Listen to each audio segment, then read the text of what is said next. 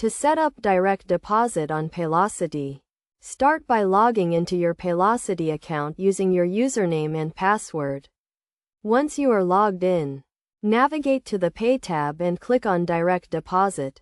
Here you will see a list of your current direct deposit accounts, if any. To add a new account, click on the Add New Account button.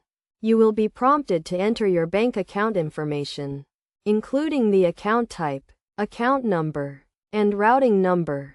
Enter the required information carefully, ensuring that all details are accurate. The account type can be either checking or savings, and you will need to provide the corresponding account and routing numbers for your bank.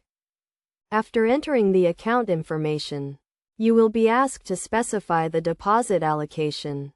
This is where you determine how much of your paycheck will go into the new direct deposit account. You can choose to allocate a specific percentage or a fixed amount.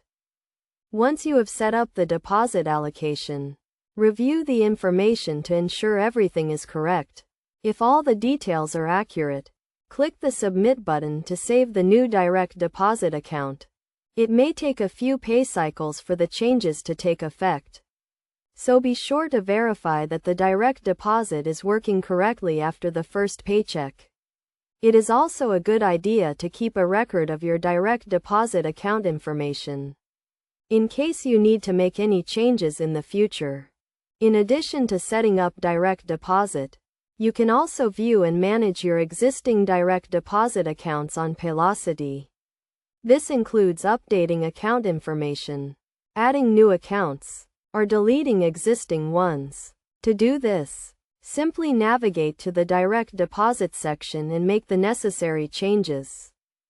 By following these steps, you can easily set up and manage your direct deposit on Paylocity, ensuring that you receive your paychecks in a timely and efficient manner.